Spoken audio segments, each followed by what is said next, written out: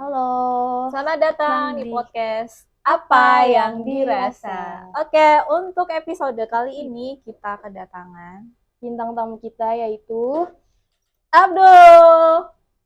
Hai, Oke, Abdul. eh apa yang dirasa dari kamu untuk episode Iya kali nih. ini? Kamu mau bagikan cerita tentang apa nih? Kisah horor Ada apa clue-nya nih? nggak? kisah horor yang sampai sekarang masih jadi tanda tanya besar di kepala saya karena belum pernah terjadi di sebelum-sebelumnya gitu loh. Kalau kalau untuk ngeliat kayak gitu-gitu mungkin beberapa kali enggak, tapi yang ini sih bener-bener pertama kali seumur hidup. Teror kah atau gimana? Enggak. Ngeliat yang ngehujut orang tua sendiri. Waduh, Itu oke, langsung diceritain aja. Jadi Kejadian tahun tahun ini, beberapa bulan lalu. Baru beberapa bulan lalu. news Baru banget. update. Jadi kayak biasa, aktivitas kayak biasa, pulang kerja ke rumah cewek di daerah Pondok Cabe. Dari hotel ini. Dari hotel ini ke sana. Pas pulang itu sekitar jam 12 malam naik motor. Itu di jalan tuh feeling udah gak enak. Karena kan lewat komplek yang kalau itu komplek aneh biasanya jam 10 itu udah ditutup. Tapi ini tumben jam setengah 12-an, setengah 12 malam itu kompleknya masih dibuka. Itu hari apa tuh? Malam Jumat pas. Nah, itu biasanya ada security. Pondok Cabe itu daerah Cinere. masuk ke arah gitu. Iya. Itu biasanya di pos satpamnya ada security. Ini nggak ada. Jalan biasa. Itu berasa benar-benar ada yang ngikutin dari belakang. Sempet berhenti di pinggir jalan dulu karena penasaran. Kita kan takutnya bukan hantu gitu ya, takutnya malah kayak begal atau gangster kayak gitu-gitu. Sempat berhenti pinggir jalan di tempat rumah, depan rumah orang. Itu nengok ke belakang tuh bener-bener nggak ada apa-apa, tapi berasa setiap kita mulai jalan kayak ada yang dempetin terus. Akhirnya sampai di rumah, nggak cuci muka lagi, nggak ganti baju lagi karena udah capek juga. Kayak biasa main game pertamanya di ruang tamu. Main game di sofa senderan. Jam 2-an mata udah mulai ngantuk nih. Akhirnya HP baru dicolok di casan, baru ditaruh di meja, merem sedikit itu kaki tuh berasa ada yang tiup. Masih yang mikirnya mungkin kipas. Kedua kalinya ditiup lagi, mungkin kipas. Ketiga kalinya tuh dicolek.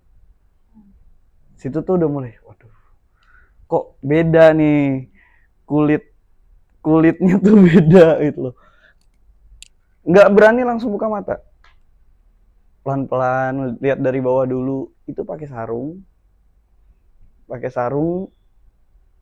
sampai ke atas. Pas dilihat di atas tuh udah,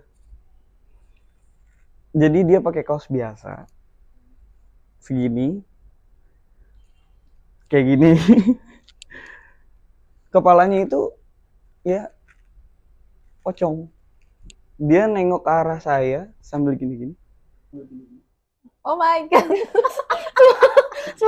Tapi aku mau nanya dulu deh, sepanjang kamu perjalanan nih, kamu tuh kayak ngerasain sesuatu nggak sih? Ya itu, diikutin. Terus dari situ tuh kamu udah ngerasa ada sesuatu iya, di sini gitu. diikutin. Kayak ini ada apa ya gitu. Iya. Sempat berhenti dulu nggak sih di tengah jalan itu? Iya sempat berhenti, bakar rokok dulu, terus merhatiin sekitar dulu, takutnya emang ada yang ngikutin bener-bener orang, terus dia ngumpet dulu, iya takut dibegal.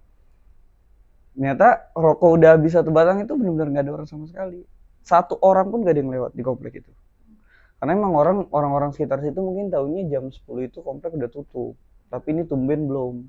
Ya lewat situ karena emang biasanya lewat situ. Ya, sampai rumah itu sempat ngelihat bapak saya lagi tidur dengan sarung yang sama, dengan baju kaos birunya yang sama. Udah pules, bahkan sempat dibangunin juga nggak mau bangun. Ya udah, biasa aja main game. Dan yang saya lihat itu bener-bener sarungnya sama, bajunya sama, depan mata. Jadi di sebelah kanan dia berdiri nengok kayak gini.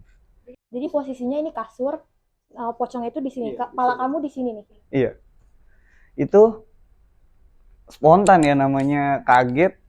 Saya geprak pakai bantal, terus hilang. Karena si orangnya kalau dikagetin gitu malah emosi. Bukannya malah kabur, malah emosi. Sampai bapak bangun. Kenapa sih itu malam-malam ribut sendiri? Malam-malam ribut kayak gini. Tadi ngaget-ngagetin aman ya sih? Enggak. Kalau gue pules, gue bangun malah gara-gara denger suara berisik. Ya saya cerita, barusan ada yang berdiri di samping aman, pakai sarung, baju. Cuma kepalanya emang udah bukan. Jadi sini tuh darah semua. Itu jelas banget. Jelas banget. Pas dilempar bantal dia baru hilang. Dan saya penasaran. Saya duduk di bangku, tungguin. Dan saya ngomong, ayo kalau mau keluar gitu. Mau ngapain, dari mana gitu. Kenapa ikutin? Salah saya apa gitu. Itu cuma keluar suara dari arah kamar mandi. Terus ada barang jatuh, prak. Entah gayung, ember kayak ketendang. Setelah dia muncul. Tapi kalau sebelum dia muncul ada ini? Enggak ada. Main game biasa aja. Main game biasa. Posisi jam 2 pagi. Jam 2 pagi. Dan sampai sekarang kayak nanya ke teman-teman, kalau kata teman-teman memang banyak makhluk kayak gitu yang bisa wujud ke siapa aja. Cuma kenapa harus ke mirip ayah saya gitu, sampai kaget. Dan itu 2 kali berturut-turut, 2 malam. Besok malamnya pun kejadian hal yang sama. Kayak gitu lagi. Tapi setelah azan subuh kejadiannya. Malah saya bisa bangun tidur pagi banget. Karena emang masuk pagi, kebangunnya gara-gara itu. Kalau itu benar-benar dipegang, digini-giniin. Tapi wujudnya itu memang badannya itu badan bapak. Tapi kepalanya itu di samping kasur, pas. Di samping kasur, pas. Dia tuh kayak bangunin gitu-gitu ke kaki. Sambil diri, kamu ngeliatnya sambil diri juga gitu. Enggak, jadi pelan. Langsung gitu udah, dia nengok tuh matanya langsung ke, ya spontan pasti mukul lagi. Cuma bapak udah bangun, ada apaan gitu. Ada lagi.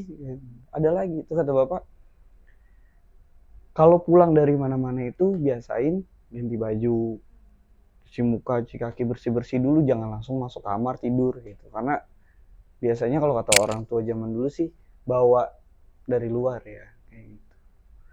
Itu yang sampai sekarang masih, dan nggak nongol lagi sampai detik ini. Tapi masih jadi tandanya besar gitu. Maksudnya kenapa wujudnya bener-bener sama, dan yang keduanya itu pakaiannya pun pakaiannya bapak. Pakaian bapak di hari itu juga. Tapi ayah kamu itu diwujudin juga? Enggak. Kalau ayah itu pernah, bapak saya itu pernah sekali di kamar mandi dengan sosok yang sama. Tapi enggak pakai baju dengan kostumnya dia biasa, yang putih full dari atas sampai bawah, wujud asli. Keadaan orang tua saya lagi mau mandi. Ya cuman bapak itu orangnya sama kayak saya. Kayak gitu bukannya kita kabur, tapi malah kita emosi. Malah kita ngapain datang ke sini? Marah-marah sendiri sampai dia pergi sendiri. Soalnya bingung juga ya kalau kayak gitu tuh posisinya. Tapi kamu pas sepanjang perjalanan kan sempet bingung. Terus habis itu sempat ngerokok dulu lah, apalah gitu. Karena kan udah mulai kerasa. Nah di situ itu kamu habis itu berpikir nggak sih kalau misalkan ini tuh kayaknya emang benar-benar ada nih yang ngikutin gitu? Iya. Setelah 3 hari kemudian, saya tuh penasaran orangnya. Penasaran banget. Sebenarnya kalau dibilang mental nyali itu nggak ada. Kalau buat ketemu kayak gitu-gitu. Dan saya bukan tipe orang yang bisa lihat setiap saat gitu.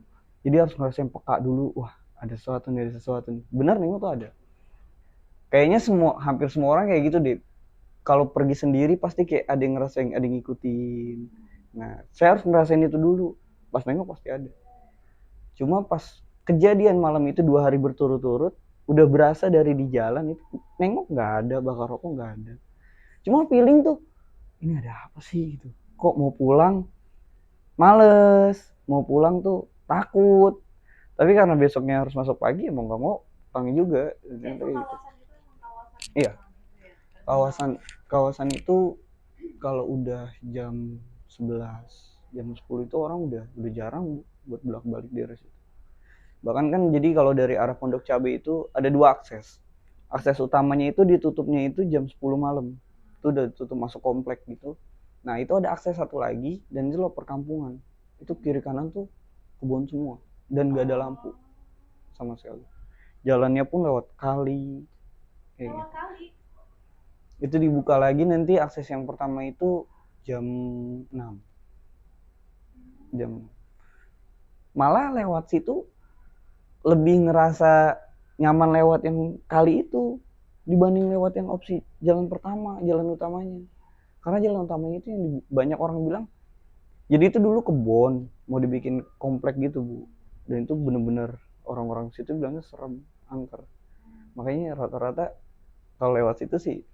Oh, emang udah ada cerita horor ya? Mungkin sebenarnya itu nggak boleh, tapi akhirnya dibikin juga kali ya. Jadinya mungkin yang di situ pada istilah kata kayak komplain gitu, makanya dia seperti itu gitu kan. Berarti kamu selama ini tetap pulang kerja dari sini ke rumah itu tetap pakai jalan itu terus ya? Jalan itu.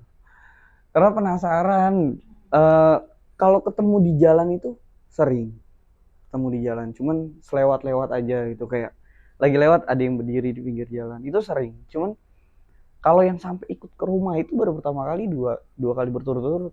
Dan yang aku heran, kamu tipikal orang yang kamu langsung bisa melihat di depan mata. Kan ada orang yang kadang itu cuman bisa ngerasa gitu ya. Terus dia dikasih sesuatu kayak barang dilempar apa tuh gitu, tidak mewujudkan diri lah gitu. Tapi kamu tipikal yang langsung bener-bener langsung oh my god. Itu langsung nongol. Dan itu sebenarnya nggak enak Bu, kayak gitu. Untuk yang tiba-tiba nongol gitu malah kita mental tuh kalau lagi nggak siap, fisik lagi nggak sehat, itu malah ngedrop, pasti ngedrop. Lebih senang kalau yang cuma peka aja, kayak ngerasain, wah ada sesuatu nih, nengok nggak ada, dibandingkan kita yang ngerasain nengok ada. Biasa lagi lewat tempat yang kata orang serem banget, kita nggak ngeliat apa-apa, tapi setelah keluar dari tempat itu malah kayak, waduh, kayak ada yang ngikutin nih, nengok baru melihat, kayak gitu. Itu berkali-kali. Berarti itu masih jadi tanda tanya besar gitu ya. Kenapa kamu pas kebetulan gitu ya, yang lewat cuman kamu nih gitu. Dia iseng, misalnya ikut aja. Terus komentar dari ayah kamu gimana? Malah diomelin. Berisik tengah malam, ditambah lagi kebiasaan pulang dari luar, nyampe rumah tuh nggak langsung ganti baju, langsung masuk kamar tidur. Terus habis itu berarti jadi pelajaran. Iya. Trauma Bu. Rajin mandi walaupun malam. Bener gak ada gangguan ya kalau? Nggak ada. Bener itu pesan dari ayahnya. Emang bener pesan-pesan orang tua dulu bener. Kalau pulang dari mana-mana biasain bersih-bersih dulu baru istirahat. Karena kalau langsung istirahat ya macam itu kejadian. Jadi kamu mulai ngerasanya tuh pasti itu kan di area masuk ke situ. Tapi kalau sebelum dari kamu kantor dari kerja ini sampai ke tempat itu enggak. Oh, berarti emang daerah situ ya. Di Cinere ya, daerah situ emang angker. Daerah Cinere banyak spot-spot tempat yang bisa dibilang orang-orang situ tuh udah nyebutnya daerah angker. Daerah angker. Ada cerita kayak orang kecelakaan kayak atau apa gitu. Banyak. Itu pasti ada suatu cerita di situ. Berarti sampai hari ini dan detik ini sudah tidak ada lagi ya? Nggak ada. Semoga nggak ada. Tapi kalau 2 hari berturut-turut itu benar-benar hari pertama terus dia muncul, kalau di Kebat hilang, hari kedua muncul lagi di Kebat hilang, tapi di jam yang sama atau enggak? Di jamnya beda-beda. Yang pertama kejadian jam 2 pagi, yang keduanya habis azan subuh. Dan yang pertama ngebanguninnya cuma ditiup sama dicolek kaki, yang kedua malah diginiin kayak orang bangunin orang tidur biasa. Kamu sempat ngomong gak sih, ngobrol gitu sama dia? Enggak, cuman Oh iya, karena kamu emosi. karena berasa tangannya tuh Bu beda. Tangannya tuh pas dibangunin gini tuh kok beda tangannya tuh. Kayak kasar-kasar. Bener kayak kasar-kasar gitu. Makanya udah dari situ udah feeling, nggak beres nih. Makanya nggak berani nengok langsung gitu. Ngeliat ke bawah dulu, lama-lama ke atas. Dan dia tuh dengan pedenya gini. Sambil muka enggak. Sambil muka yang bercucuran darah. Bau. Itu yang terjadi di rumah yang paling serem. Kalau sebelum-sebelumnya biasanya kayak kemarin nikahan temen di Garut, berangkat dari Jakarta berdua temen, dia Sherlock dari Garut, kita ikutin, kita jalan jam 10 malam, sampai sana itu, perkiraan itu sampai sana jam 3-an atau jam 4. Tapi ternyata kita disasarin dari map yang di Sherlocknya itu. Bukan kesalahan si temen ternyata. Setelah sampai di titik akhirnya, itu gak ada rumah satupun, dan itu di atas gunung. Kita nyampenya ke atas gunung. Malah sempet sebelum masuk ke area, kalau orang sana nyebutnya itu, boleh nyebut daerah nggak sih? Serem juga sih nyebut daerah ya. Intinya masuk ke jalur itu, ada orang yang parkir bilang, yakin mas cuma berdua? Iya yakin gitu. Mau ngapain? Mau kondangan sih. Nggak ajak rombongan lain, nggak, cuma berdua. Dari mana? Dari Jakarta. Kalau saran saya naik motornya jangan lebih dari 20 km per jam, terus harus pakai lampu jauh, karena kebanyakan orang baru yang datang ke daerah sini, karena jalannya enak banget ya Bu, untuk anak muda jalanan lurus doang, terus jalanannya enak rata gitu. Itu nggak mungkin bawa di bawah 20, pasti di atas 50 atau 60. Kata dia banyak yang masuk ke jurang segala macem. Nah disitulah ngelihat di maps itu jalannya memang kayak ular, kayak gitu terus. Akhirnya saya bilang coba pelan-pelan aja sama temen. Akhirnya iya di jalan pelan pakai lampu jauh. Itu nggak masuk di logika jalurnya, karena mikirnya masa iya temenku tinggal di daerah yang benar-benar di atas gunung, kan nggak masuk di akal. Sedangkan kita yang lewat jalurnya ini aja kayak, ih emang ini ada orangnya sih, ini ada penghuninya nih, ini daerah gitu. Itu udah dingin, sinyal udah mulai hilang-hilangan, jalan biasa sampai ketemu titik di mana hampir kecelakaan, hampir masuk ke jurang. Jadi ada satu jurang yang benar-benar itu sering banyak yang mati di situ. Temen tuh yang bawa ngerasa kayak matanya kayak ditutup gini, tapi saya udah ngelihat satu cewek di ujung kesorot lampu itu kayak gini tangannya.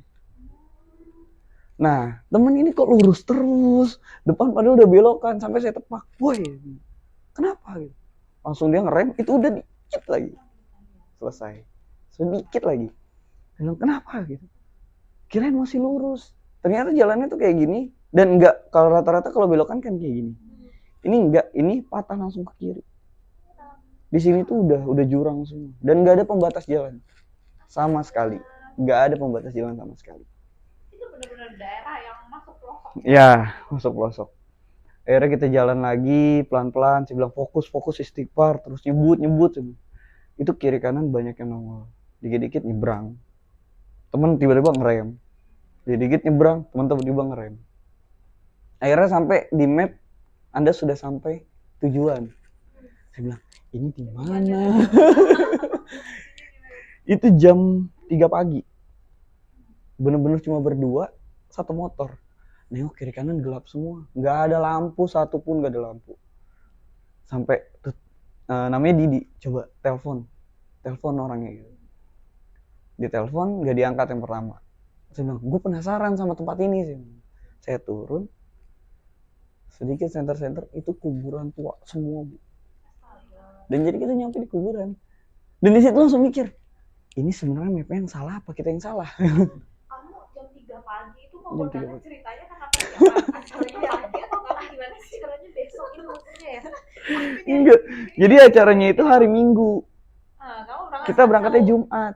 oh iya. Karena pengen satu hari di Sabtu, satu hari di hari Sabtunya itu full pengen jalan-jalan di hari situ. Jadi nginep 2 malam jatuhnya, nggak langsung balik di hari itu. Sebenarnya acaranya hari Minggu, cuma kita mutusin karena dapat libur 2 hari, udah kita berangkat Jumat malam. Pikirannya tuh sampai sana udah terang, karena kan 8 jam lebih. Nggak taunya lebih cepet. Dan nyasar pula di tengah kuburan tua. Nyasarnya bukan ke rumah yang bersangkutan. Iya. Akhirnya nelponin orang itu terus nggak berhenti baru diangkat. Kenapa dia? Mbak, aku udah sampai. Sampai di mana? Ini di titik yang di Sherlock. Coba Sherlock ke gua. Akhirnya saya Sherlock balik ke dia. Loh, ngapain ke situ? Itu bukan di situ titiknya, masih jauh. Tapi titik yang dikirim pertama kita berangkat di situ. Akhirnya kita minta Sherlock ulang sama dia, jalan nih, ikutin keluar kampung itu lagi. Ternyata bukan masuk kampung itu. Berarti lewatin jurang itu. Ngelewatin lagi. Kita jalan lagi. Sampai di mana di jembatan itu udah nggak ada opsi buntu. Udah nggak ada jalan. Tapi mapsnya nyuruh terus. Tapi nggak ada jalan. Itu di jembatan real depan mata saya. Dia kayak naik ke atas motor jadi kayak bonceng 3. Dan itu motor berasa. Temen pun yang bawa berasa. Langsung gitu. Di situ tuh saya langsung panik karena teman juga panik. Karena saya berasa ditepok di belakang. Di game block gini, saya ngomong sama teman saya, tolong ngebutnya kemanapun ada jalan, lu belok terserah lu kemanapun, yang penting cari mobil. Maksudnya cari mobil tuh yang kepapasan mobil, atau nggak cari tempat rame. Karena saya udah setengah sadar. Temen tuh udah ngomong, jangan sampai lu kemasukan di sini. Kalau kemasukan gue tinggal. karena temen panik. Temen panik banget. Iya, soalnya nggak ada orang. Akhirnya jalan ngebutnya di kampungan orang itu sampai ketemu kepapasan mobil satu di tengah kampung. Ya ada bacaannya gitu. Akhirnya lepas dia pindah ke mobil itu. Akhirnya kita lanjut jalan lagi. Sampai di rumah si orang itu, di temen yang mau menikah ini, kita ngomong, gue tuh nyampe di kuburan loh gini. Ngapain ke situ? Itu bukan rumah gue, tapi Sherlocknya ke sana. Kata dia, akhirnya abangnya bilang, itu tempat paling angker di daerah itu. Banyak orang yang mati, nyasar, masuk jurang ya di situ. Akhirnya dengan rasa penasaran yang tinggi nih sama temen, saya bilang, besok kita siang ke sana. Akhirnya besok sempet tidur dulu, bangun jam 12-an. Jam 1-an kita jalan baru ke sana. Kita sampai naik atas kuburan ya. Motor kita tinggal di bawah. Ternyata emang itu bener, jalan gak ada lampu sama sekali dan belokannya semuanya serem. Ngelihat ke bawah tuh udah bener-bener jurang, banyak. Ya udah pasti masuk situ selesai. Udah pasti selesai. Akhirnya dia bilang, nih tuh, ini yang semalam kita berhenti. Coba penasaran gitu. Akhirnya naik ke anak tangga gitu, ngintip. Dan itu benar kuburan tua semua. Akhirnya pulang, buru-buru pulang balik. Karena takut nyasar lagi ya, boleh takut nggak pulang. Dan si tuan rumah pun nelponin terus. Jangan kesana gini. Akhirnya kita pulang lagi ke rumah. Itu di kampung orang kayak gitu. Benar-benar ini ya. Tapi mungkin karena itu apa namanya jalan itu kan ada yang kecelakaan, terus dia posisi nggak siap atau apa, mungkin dia juga istilah kata perlu doalah dari kita biar dianya juga ya. Tapi itu ya, kamu berarti pas berat banget itu, kamu sempat berarti cuman bisa ngerasain doang? Iya. Karena posisi di belakang kamu. 2 tangan nemplok di pundak. Lihat tangannya gitu. Ngelihat? Hitam. Iya, kukunya panjang, tangannya hitam. Pokoknya kulitnya hitam semua, kayak kebakar, kayak luka bakar. Itu nempel di sini. Kukunya sampai ke sini. Kamu kalau panik kayaknya yang mau motor juga Nah, panik ya, itu kamu diem aja. saya sampai bilang ke yang di motor, tolong cepat. Saya bilang, ini udah berat, udah nggak bisa nih. Saya bilang. Nah itu teman cuma bilang, tolong tahan.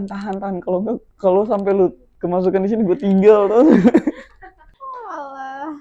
Itu tadi kan ketemu itu kan mobil, terus dibaca itu sama orang kampungnya situ. Enggak, dari saya sendiri gitu, karena dari ada titipan dari almarhumah ibu yang kalau misalkan ada ini loh caranya gitu, ini loh caranya. Kalau ada yang nemplok atau ada yang kayak gimana, ada yang ngikutin, bisa kita buang semuanya kita gitu. Cuman selama perjalanan nyari mobil itu berkali-kali dicoba buang nggak mau, maunya ikut. Kalau kayak anak kecil ikut gitu, pengennya ikut. Kalau udah nempel udah nggak mau lepas. Berkali-kali dari ketemu belokan pertama coba dibuang di situ nggak mau, coba dibuang lagi di kebun nggak mau juga. Harus bilang cari mobil motor, pokoknya harus cari orang yang kepapasan. Jadi biar pindah ke Biar pindah. jahat ya sebenarnya. Emang gimana? Pikiran saya cuma yang penting jauh-jauh dari Jakarta jangan sampai nyampe sini. Oh. Kasihan yang di rumah kan. Kalau mungkin kalau lempar ke orang sini udah biasa gitu, mikirnya gitu. Iya, pas banget. Itu untung aja. Itu durasinya lama nggak? Lama banget Bu. Lama banget Bu. Berarti kamu jalan kemana aja? Muter terus. Sampai dibilang ikutin Sherlockan kedua yang tepat sama lokasi nikah itu, kita bisa dibilang tuh ngelawan arah. Jadi nggak sesuai sama jalurnya itu, muter dulu. Karena emang susah banget nyari mobil. Tapi yang aneh, pas siang itu di daerah situ pinggir jalan itu malah tempat nongkrongnya anak-anak. Anak-anak muda, orang-orang tua nongkrong karena yang pemandangannya bagus. Tapi emang mereka abis asar nih udah nggak di nongkrong. Kayaknya mereka semua udah paham. Tapi untung di situ kamu masih ada sinyal. Itu. Kan kadang kita kalau misalkan udah masuk area pelosok dan pegunungan kan hilang. Untung ada sinyal dan pulsa. Kalau nggak ada pulsa nggak bisa move on. Nangis asli. Aduh. Berarti ada dua cerita itu yang menurut kamu memang benar-benar ini ya, benar-benar wow, luar biasa. Benar-benar. Aduh. Jadi sekian episode kita hari ini. Ada dua peristiwa yang menurut Abdul ada sesuatu. Yang pertama adalah dia ketemu dengan sosok Oci yang masih jadi tanda tanya itu kenapa dia bisa diganggu kan. Terus yang kedua itu dia Nyasar. Iya, nyasar dan berujung di jurang, jurang dan kuburan ya. Pesan yang bisa diambil dari cerita pertama, kalau misalkan kita habis dari mana-mana itu kita harus bersih-bersih lah, pokoknya jangan langsung tidur, nanti kayak gitu. Terus kalau yang kedua apa nih? Kita harus punya pulsa. Yang kedua kita harus menyadari bahwa memang kita itu hidup berdampingan. Jadi ya kita banyak-banyak berdoa aja dan saling gitu. menghormati. Nah, kalau misalkan kita lewat di tempat sepi atau apapun yang kita klakson gitu. Betul. Terus kita Betul. ya karena namanya di jalan kan pasti kita harus berdoa. Karena kita nggak pernah tahu kan di jalan itu kita seperti apa. Untung ngikutin juga kan 20 km bener-bener diikutin. Coba kalau misalkan lebih dari kecepatannya nggak ada yang tahu tuh ya. Iya benar. Jadi memang ada pesan di awal itu memang suatu pertanda yang memang kita harus jalani. Karena kalau enggak biasanya kayak ada sesuatu hal yang mungkin tidak diinginkan. Jadi jangan sampai seperti itu. Oke, terima kasih banyak Abdul kali ini. Semoga tidak diganggu lagi dengan sosok yang ada di rumah. Karena kalau misalkan dia kondangan kan mungkin enggak gitu kan. Kalau misalkan dia sosok di rumah kan dia ke rumah. Gitu. Iya. Semoga enggak ngikutin di sini. Takut juga deh. Kita harus mandi kembang. Kembang 7 rupa. Oke, terima kasih buat episode kali ini. Jangan lupa like, comment, dan subscribe. Bye. Sampai jumpa di video selanjutnya.